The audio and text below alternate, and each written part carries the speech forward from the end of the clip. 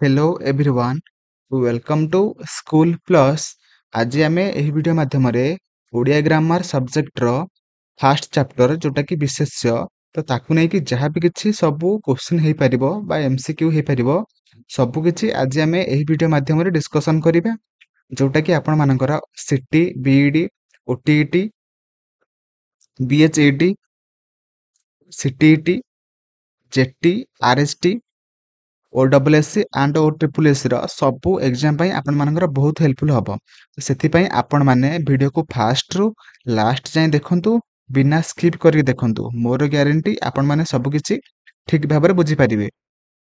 এবং ତା ସହିତ ମୁଁ କହି ରଖିବି କି ଆମର ଯାହା ବି କିଛି ଏକ୍ଜାମ ହଉନା କାହିଁକି ଯଦି ଆପଣ ମାନଙ୍କର ସିଲାବସରେ ଓଡ଼ିଆ ଗ୍ରାମାର ଅଛି ତ ସେହି ଓଡ଼ିଆ ଗ୍ରାମାରର ସିଲାବସ ସବୁ ଏକ୍ଜାମରେ ମାନେ ସେମ୍ ଅଛି। ତ ସେଥିପାଇଁ ଆପଣମାନେ ବିନା ଡାଉଟରେ ପୁରା ଭିଡ଼ିଓକୁ ଫାଷ୍ଟରୁ ଲାଷ୍ଟ ଯାଏଁ ଦେଖନ୍ତୁ ବିନା ସ୍କିପ୍ କରିକି ଦେଖନ୍ତୁ। ଓକେ, ଚାଲନ୍ତୁ ଭିଡ଼ିଓ ଷ୍ଟାର୍ଟ କରିବା। ପ୍ରଥମ କ୍ୱେଶ୍ଚିନ୍ ଆମର ଅଛି କି କହିଛି ଏକ ବା ଏକାଧିକ ଅକ୍ଷର ମିଶି କୌଣସି ଅର୍ଥ ପ୍ରକାଶ କରୁଥିଲେ ତାକୁ ଆମେ କ'ଣ କହିଥାନ୍ତି? ବୁଝିପାରିଲେ କି ନାହିଁ? ଏକ ବା ଏକାଧିକ ଅକ୍ଷର ମିଶି କୌଣସି ଅର୍ଥ ପ୍ରକାଶ କରୁଥିଲେ ତାକୁ ଆମେ କ'ଣ କହିଥାନ୍ତି? ଅପସନ ଅଛି ପଦ, ଶବ୍ଦ, ବାକ୍ୟ, ଅବୟ। ସଠିକ ଆନ୍ସର କ'ଣ ହବ? ସଠିକ ଆନ୍ସର କ'ଣ ହବ ନା ଆମର ଅପସନ ବି ହେଇଯିବ ସଠିକ ଆନ୍ସର, ଯୋଉଟା କି ଶବ୍ଦ। ଏକ ବା ଏକାଧିକ ଅକ୍ଷର ମିଶି ଯଦି ସେମାନେ କୌଣସି ଗୋଟେ ଅର୍ଥକୁ ପ୍ରକାଶ କରୁଥିବେ ତାକୁ ଆମେ କ'ଣ କହିଥାନ୍ତି? ଆମେ କହିଥାନ୍ତି ଶବ୍ଦ। ବୁଝିପାରିଲେ? ନେକ୍ସଟ କ୍ୱେଶ୍ଚନ କୁ ଯିବା। ନେକ୍ସଟ କ୍ୱେଶ୍ଚନ କହିଛି ଶବ୍ଦ ବାକ୍ୟରେ ବ୍ୟବହୃତ ହେଲେ ତାକୁ ଆମେ କ'ଣ କହିଥାନ୍ତି?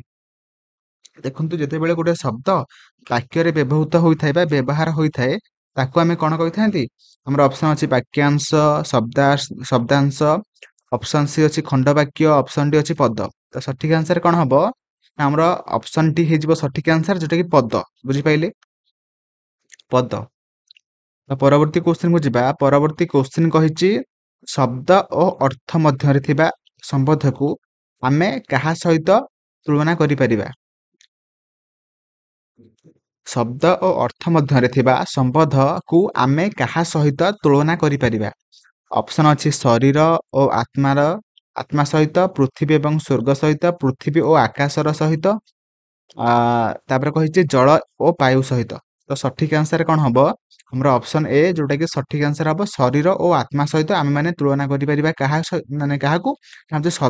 ଶବ୍ଦ ଓ ଅର୍ଥ ସହିତ। ପରବର୍ତ୍ତୀ କ୍ୱେଶ୍ଚନ କହିଛି ଯେଉଁ ପଦ କୌଣସି ନାମକୁ ପ୍ରକାଶ କରେ ତାକୁ ଆମେ କ'ଣ କହିଥାନ୍ତି?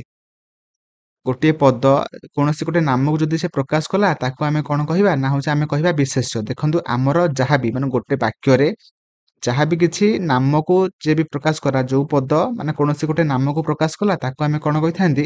ଆମେ କହିଥାନ୍ତି ବିଶେଷ୍ୟ। ତ ବିଶେଷ୍ୟ ଆମର କେତେ ପ୍ରକାର ଅଛି? ନା ହଉଛି 5 ପ୍ରକାର ଅଛି। କ'ଣ କ'ଣ? ହଉଛି ଆମର ମାନେ ନାମବାଚକ ବା ସଂଜ୍ଞାବାଚକ, ଓକେ। ତାପରେ ଆସିଲା ବା ଆମେ ତାକୁ କହିପାରିବା ବ୍ୟକ୍ତିବାଚକ, ତାପରେ ଆସିଲା ଜାତିବାଚକ, ତାପରେ ଆସିଲା ବସ୍ତୁବାଚକ, ତାପରେ ଆସିଲା ଗୁଣବାଚକ, ତାପରେ ଆସିଲା କ୍ରିୟାବାଚକ। ଦେଖନ୍ତୁ ଆମର ବିଶେଷ୍ୟ ପଦ ଆମେ କାହାକୁ କହିଥାନ୍ତି? ଯେଉଁ ପଦ କୌଣସି ଗୋଟେ ନାମକୁ ପ୍ରକାଶ କରେ ତାକୁ ଆମେ ବିଶେଷ୍ୟ ବୋଲି ଆମେ କହିଥାନ୍ତି। ଏହି ନାମ କୌଣସି ବ୍ୟକ୍ତି, ଜାତି, ବସ୍ତୁ, ଗୁଣ ବା କ୍ରିୟାର ନାମ ମଧ୍ୟ ହେଇପାରେ। ଓକେ, ଯୋଉଟାକି ଆମେ ଇଂଲିଶରେ କ'ଣ କହିଥାନ୍ତି? ଆମେ କହିଥାନ୍ତି ନାଉନ। ଓକେ, ତ ଆମେ ଜାଣିଲେ କି ଆମର ବିଶେଷ 5 ପ୍ରକାର ଅଛି, ଯୋଉଟା କି ଗୋଟାଏ ଫାଷ୍ଟ ଆସିଲା ବ୍ୟକ୍ତିବାଚକ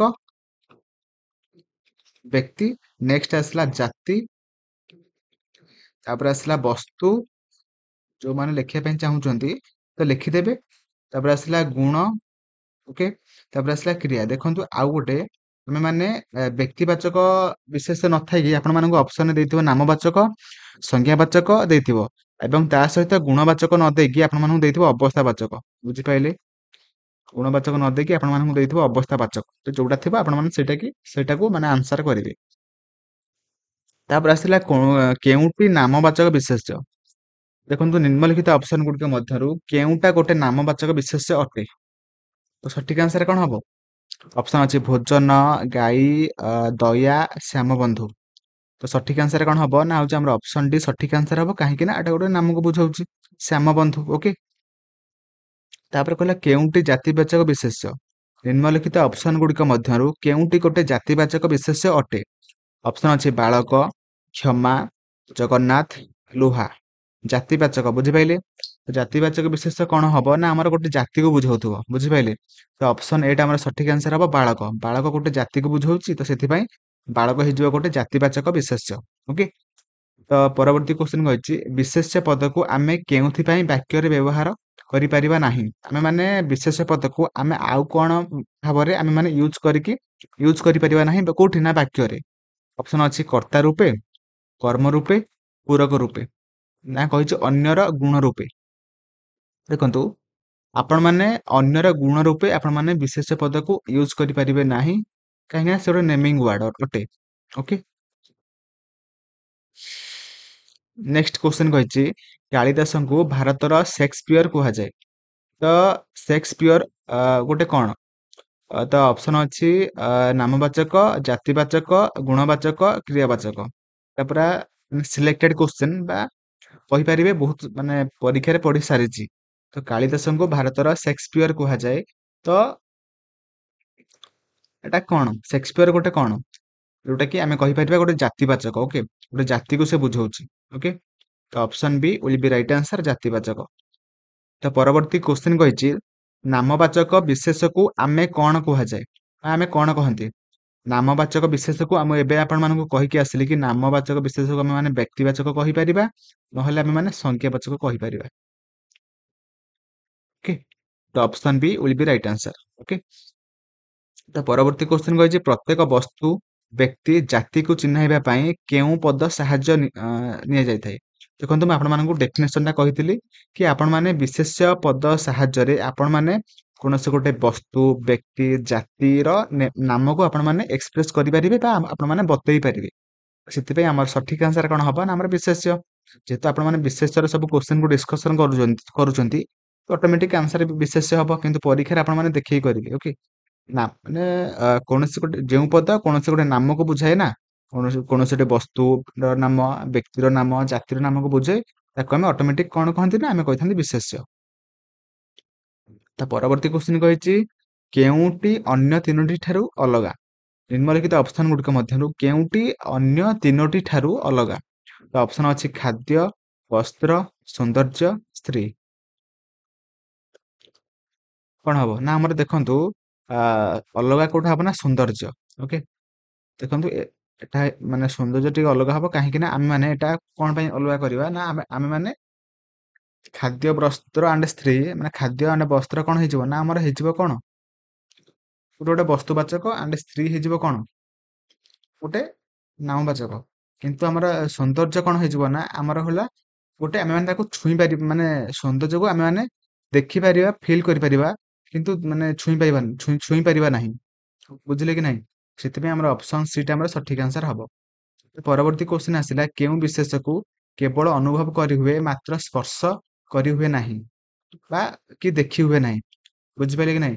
କେଉଁ ବିଶେଷକୁ ଆମେ ମାନେ ମାତ୍ର ସ୍ପର୍ଶ କରି ହୁଏ ନାହିଁ, ସରି ମାନେ କେଉଁ ବିଶେଷକୁ ଆମେ ମାନେ ଅନୁଭବ କରିପାରିବା କିନ୍ତୁ ସ୍ପର୍ଶ ବା ଦେଖିପାରିବା ନାହିଁ?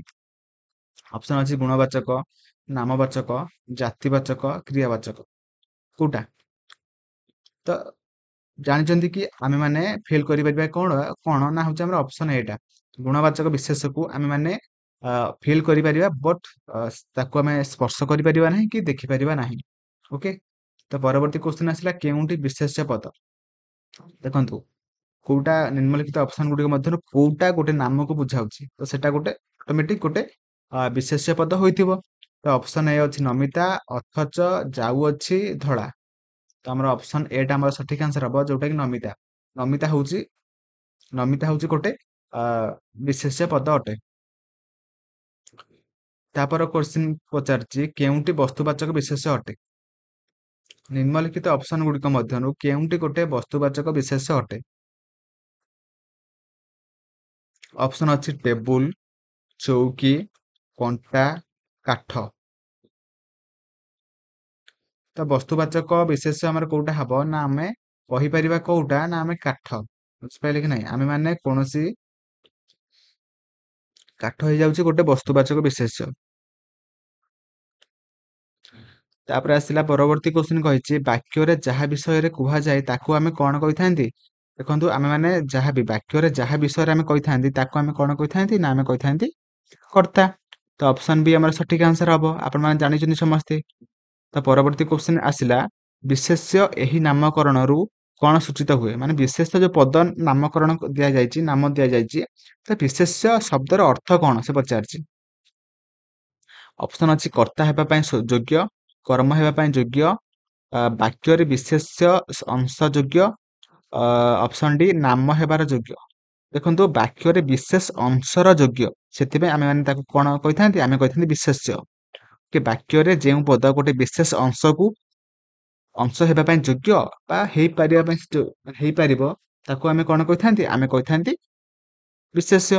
ତ ସେଥିପାଇଁ ଆମର ଅପସନ୍ ସି ହେଇଯିବ ସଠିକ ଆନ୍ସର। ଓକେ, ତ ମୋର ଆଶା ଆପଣମାନେ ବିଶେଷ୍ୟକୁ ନେଇକି ଯାହା ବି କିଛି ମାନେ ସିଲେକ୍ଟେଡ କ୍ୱେଶ୍ଚିନ୍ ଥିଲା ଆପଣମାନେ ସବୁ କିଛି ଠିକ ଭାବରେ ବୁଝିପାରିଥିବେ। ଏବଂ ତା ସହିତ ଯଦି ଆପଣମାନେ ଏବେ ପର୍ଯ୍ୟନ୍ତ ବି ଭିଡ଼ିଓକୁ ଲାଇକ୍ କରିନାହାନ୍ତି ଲାଇକ୍ କରିବେ, ଚ୍ୟାନେଲକୁ ନୂଆ ଥିଲେ ସବସ୍କ୍ରାଇବ କରିବେ। ଆପଣମାନଙ୍କୁ ଭିଡ଼ିଓ କେମିତି ଲାଗିଲା ମୋତେ କମେଣ୍ଟରେ ଜଣାଇବେ। Thank you. ଜୟ ଜଗନ୍ନାଥ।